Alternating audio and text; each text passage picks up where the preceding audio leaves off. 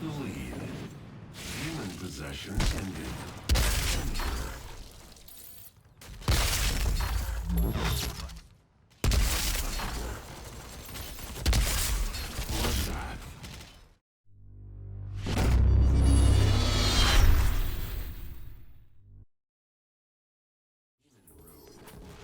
Hey everyone, it's Captain here. I wanted to talk a little bit about my first impressions of the Doom Open Beta that took place this past weekend. The gameplay footage you are watching now is from the Steam version of the game, despite also being available on the PS4 and Xbox One. Now, before I get into my actual impression of Doom, we need to consider that all of this is taking place during an open beta period, where the developers are oftentimes stress testing their servers, looking for feedback from the community, and making changes up until the final release. My unbiased impression will be entirely from my point of view and free from outside sources. Anyway, it's a bummer that there wasn't a single player mode to play with, so let's start off by discussing the multiplayer only modes. There are 2 maps and 2 game modes available in the open beta. Your first game mode option is to play Team Deathmatch, which is typically found in most modern shooters today.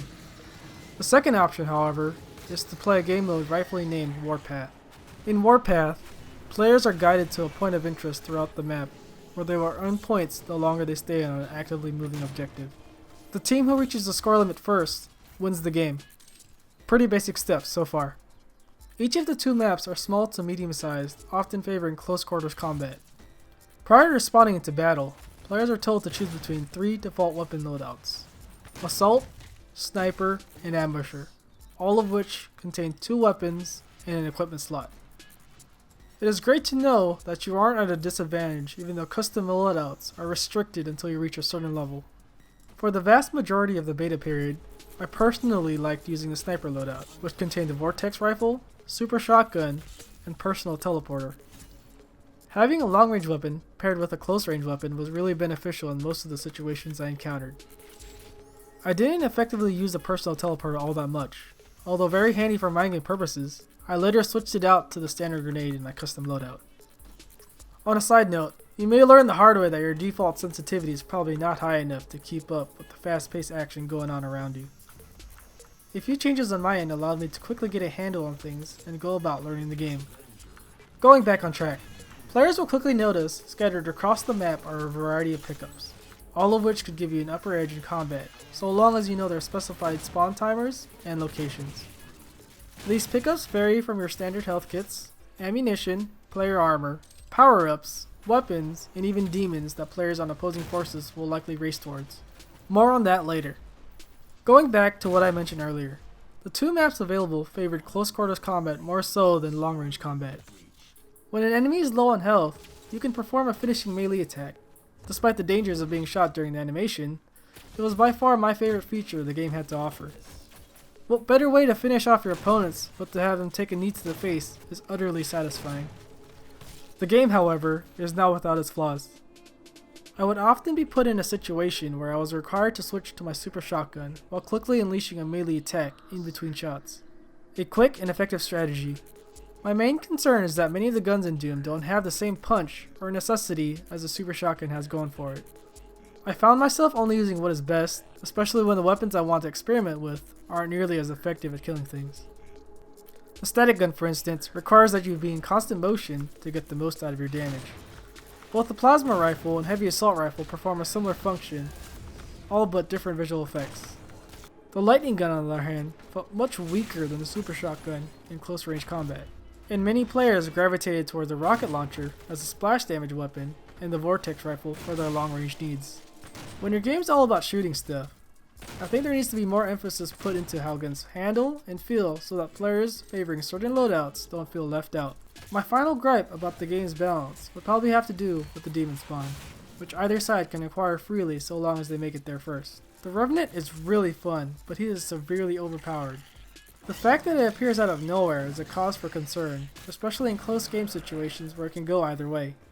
I think it should be something earned and not freely given. They could learn a thing or two from other games such as Hero of the Storm, in which you gather resources to earn an ally power. All in all, balance changes and a variety to the game's weapons is a definite must if they want the game's multiplayer aspect to succeed. Coming from experience of playing a variety of shooters over the years, I would say that Doom more closely resembles that of Unreal Tournament combined with elements that you would most commonly find in most modern shooters like Call of Duty. Things like player customization, earning unlockables by leveling up, hacking modules, which are basically death perks, are all concepts that make you wonder what exactly makes Doom multiplayer worth playing. I find it interesting that Bethesda chose to stick to a formula that many gamers are accustomed to, rather than exploring a new and refreshing way to differentiate itself. This is no ordinary game we're talking about here. The original Doom practically revolutionized the genre, and the current iteration in the series doesn't seem to have anything uniquely going for it, as of yet. If the developers keep the things the way they are now, which I doubt, the game's multiplayer will literally be doomed. Well anyways guys, that's my first impressions of the Doom Open Beta. If you agree or disagree with anything that I've said, suggest things I can work on, feel free to leave a comment below.